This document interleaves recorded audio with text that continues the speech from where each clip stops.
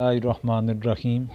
اصول فقہ کے اوپر اس سے پہلے جو لیکچر میں نے دیا تھا وہ پہلا لیکچر تھا اصول فقہ کی تعریف، موضوع، غرض و غائط کے حوالے سے، اور پھر دوسرا جو لیکچر دیا تھا وہ حکم اور اس کی اقسام اور ان کی تعریفات کے حوالے سے ذکر کیا تھا۔ ان دونوں کے لنک دوبارہ سے میں ڈسکرپشن کے اندر سینڈ بھی کر لوں گا تاکہ پہلے انہیں ایک دفعہ سن لیا جائے، اس کے بعد اس کے ساتھ سمجھ آ سکے۔ اور اب آپ حضرات کے سامنے پہلی جو تقسیم ہے اصول فقہ کے اندر نظم کی وضع کی تقسیم، نظم کی وضع کے اعتبار سے پہلی تقسیم ہے، اور اس کے اندر 4 اقسام آئیں گی، سمجھانے کی کوشش کروں گا۔ خاص کے بارے میں کہا جاتا ہے کہ خاص کیا چیز ہے؟ پس خاص وہ لفظ ہے جس کے معنی معلوم یا شخص معلوم کے لیے انفرادی طور پر وضع کیا گیا ہو۔ خاص وہ لفظ ہے جس کو معنی معلوم یا شخص معلوم کے لیے انفرادی طور پر وضع کیا گیا ہو تو وہ خاص ہے۔ پھر خاص کی 3 اقسام فقہائے کرام بیان فرماتے ہیں۔ خاص فرد ہے، خاص نوع ہے جائیں گی۔ اب خاص فرد کیا ہے؟ خاص فرد اس لفظ کو کہتے ہیں کہ جس کا معنی معلوم اور ایک ہو۔ خاص فرد اس لفظ کو کہیں گے جس کا معنی معلوم ہو کے لیے وضع کیا گیا ہے، وہ اس میں اکیلا ہے، یعنی مختلف افراد ہوں، ان میں سے زید ایک ہی ہوگا تو یہ ایک ہی بندے کے لیے خاص ہے اور وہ معنی معلوم ہے۔ خاص فرد کے بعد خاص نوع ہے۔ خاص نوع کسے کہیں گے؟ خاص نوع اس لفظ کو کہا جاتا ہے جس کا معنی نوعی طور پر ہے۔ معنی نوعی سے مراد یہ ہے کہ اس لفظ کے معنی کی غرض اس کے تمام افراد میں متحد ہو، جیسے رجل خاص نوعی ہے، اس کا معنی معلوم اور ایک ہے لیکن اس کے افراد خارج میں متعدد ہیں، اس کے معنی کی غرض اس کے خارجی تمام افراد میں متحد ہے، کیونکہ ان کے تمام افراد حاکم بن سکتے ہیں، حدود و قصاص میں گواہ بن سکتے ہیں، تو یہ مراد آئے گا۔ خاص جنس کیا ہے؟ خاص جنس اس لفظ کو کہا جاتا ہے جس کا معنی جنسی طور پر معلوم ہو لیکن خارج میں اس کے افراد متعدد ہوں۔ معنی جنسی سے مراد یہ ہے کہ اس کے معنی کی غرض اس کے افراد میں مختلف ہو، جیسے انسان خاص جنس ہے، اس کا معنی معلوم اور ایک ہے اور اس کے افراد خارج میں بہت سارے ہیں، لیکن انسان کے معنی کی غرض اس کے افراد میں مختلف ہے۔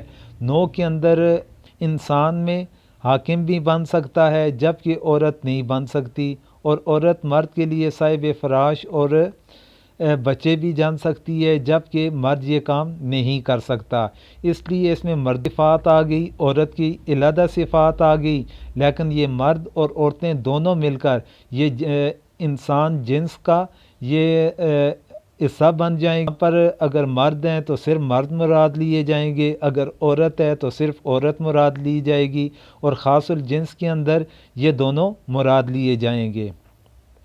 اس کے بعد آ گیا عام کی تعریف۔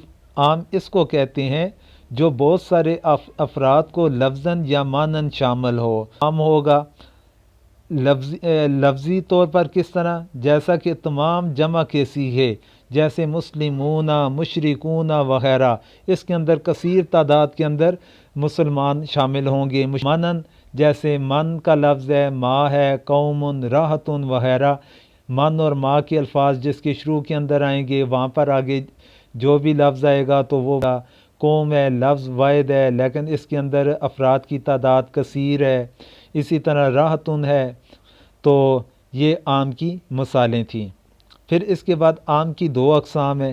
عام کی پہلی جو قسم ہے عام مخصوص منہ البعض ہے، یہ عام کی وہ قسم ہے جس میں بعض افراد کو خاص کر دیا گیا ہو، کہ لفظ عام کا استعمال کیا لیکن ان میں سے خاص کر دیا ہو اور ان کو حکم سے نکال دیا گیا ہو، جنہیں خاص کیا گیا انہیں حکم سے نکال دیا گیا ہو، جیسے وَأَحَلَّ اللَّهُ الْبَيْعَ وَحَرَّمَ الرِّبَا، اللہ تعالیٰ نے بیع کا، لیکن سود کو پھر عام مخصوص من الباس کے حکم کے اندر لا کر اسے استثناء دے کر اسے خرید و فروخت سے نکال دیا کہ خرید و فروخت جو حلال ہے اس سے اس کا کوئی بھی تعلق نہیں، اگر کوئی سودی کام کرے گا تو وہ حرام ہوگا۔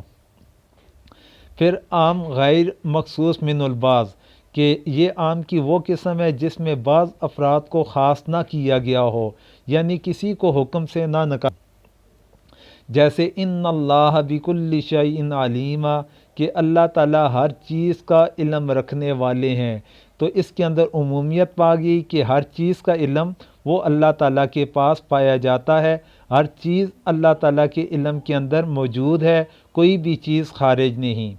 اب خاص اور عام کا حکم کیا ہے؟ مدلول پر، یعنی جس پر وہ دلالت کر رہا ہے، تو قطعی اور یقینی طور پر اس طرح شامل ہوتا ہے کہ اس میں غیر کا احتمال نہیں ہوتا، جیسے والمطلقات یتربصن بانفسہن ثلاثۃ قروء۔ اب ثلاثۃ قروء میں لفظ ثلاثہ خاص ہے اور یہ اپنے مدلول کو قطعی طور پر شامل ہے۔ ثلاثہ کا اطلاق نہ 3 سے کم پر ہوتا ہے نہ 3 سے زیادہ پر۔ ثلاثہ عربی میں 3 کو کہا جاتا ہے، جب لفظ 3.5 یہ مراد نہیں لیا جا سکتا، جب لفظ ثلاثہ آ گیا تو یہ خاص آ گیا، خاص ہونے کی وجہ سے یہ قطعی طور پر اپنے مدلول کو ہی مراد لیا جائے گا۔ اور عام کا حکم یہ ہے کہ وہ اپنے تمام افراد میں قطعی اور یقینی طور پر حکم کو واجب کرتا ہے، جس طرح خاص قطعی ہوتا ہے۔ احناف کا مسلک یہی ہے کہ بعض حضرات کہتے ہیں کہ عام میں توقف کیا جائے گا جب تک کوئی دلیل معین قائم نہ ہو جائے۔ بعض لوگ کہتے ہیں کہ عام اگر واحد کا صیغہ ہے تو ایک پر دلالت کرے گا اور جمع کا صیغہ ہے تو دلالت کرے گا، اور باقی افراد میں توقف ہوگا دلیل قائم ہونے تک۔ امام شافعی کے نزدیک عام قطعی نہیں بلکہ ظنی ہے۔ لفظ قروء امام ابو حنیفہ کے نزدیک لفظ قروء امام اعظم ابو سے مراد تول لیتے ہیں۔ اب اس کے بعد مطلق اور مقید ہے۔ مطلق کسے کہا جاتا ہے؟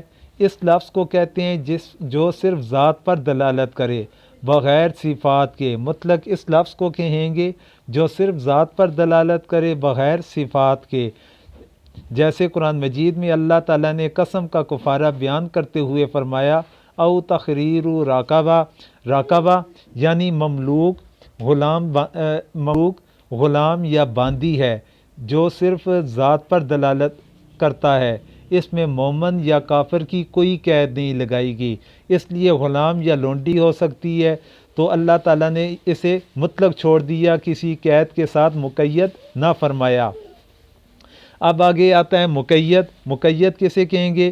مقید وہ لفظ ہے جو ذات پر دلالت نہیں بعض صفات کے ساتھ وہ دلالت کرے تو اسے ہم مقید کہیں گے، جیسے کفارہ قتل کے اندر اللہ تعالیٰ نے ارشاد فرمایا فتحریر رقبۃ مؤمنہ، کہ گردن کا آزاد کرنا ہے مومن، یعنی کہ جو گردن ضروری ہوگا۔ اس کے بعد جاتے ہیں مشترک کی طرف۔ مشترک وہ لفظ ہے جو 2 یا 2 سے زیادہ مختلف الحقائق معنی پر دلالت کرے، اس کا معنی طور کا لیا جاتا ہے، یہ مشترک بن جائے گا۔ اب حیض کی نوعیت کچھ اور ہوتی ہے، طور کی نوعیت کچھ اور ہوگی۔ پھر اس کے بعد مؤول ہے۔ مؤول وہ ہے کہ راجع ہو جائے مشترک میں سے، اس کا کوئی ایک معنی بنیادی طور پر مشترک ہوتا ہے، لیکن کسی دلیل کسی قرینے کی وجہ سے ان 2 معنی میں سے ایک معنی متعین ہو گیا تو اسے ہم کہہ دیں گے کہ یہ مؤول ہے۔ اب ان کے حکم کیا ہے؟ مشترک کا حکم یہ ہے کہ اس میں توقف کیا جائے گا تاکہ اس میں غور و فکر کر کے اس کا کوئی ایک معنی متعین ہو جائے، یعنی مشترک کے اندر ہم نے ذرا ٹھہرنا ہے، رکنا ہے، غور و فکر کرنی ہے کہ اس میں کوئی ایک معنی متعین ہو جائے تاکہ اس کے اوپر عمل ہو۔ جب ایک معنی متعین ہو اور اسی پر اعتقاد اور عمل واجب ہوگا، جیسے لفظ قرأ، اس کے اندر حیض اور طور کے معنی ہے، معنی میں آتا ہے اناف نے غور و فکر، اس کو ہم مول کہیں گے۔ اور مول کا کیا حکم ہے؟ مول کا حکم اس پر عمل کرنا ہے غلطی کے احتمال کے ساتھ، مول پر کہ یہ احتمال باقی رہے گا کہ شاید کہ میں غلط ہوں، تو اس احتمال کے ساتھ عمل کیا جائے گا۔ مول کا حکم یہ ہے کہ اس پر عمل تو واجب ہے مگر غلطی کے احتمال کے ساتھ یا نہ ہو، پس مول موجب عمل تو ہے مگر موجب یقین نہیں ہے، اس لیے اس کا منکر کافر نہیں ہوگا۔ یہ آپ حضرات کے سامنے میں نے پہلی جو تقسیم تھی یہ اوپر لکھا بھی ہوا ہے، پہلی تقسیم نظم سے، یعنی کہ نظم کی وضع کے اعتبار سے جو پہلی تقسیم تھی وہ آپ حضرات کے گوشہ گزار کی، تو امید ہے صحیح طرح آپ حضرات کو سمجھ آگے حوالے سے ہوگا۔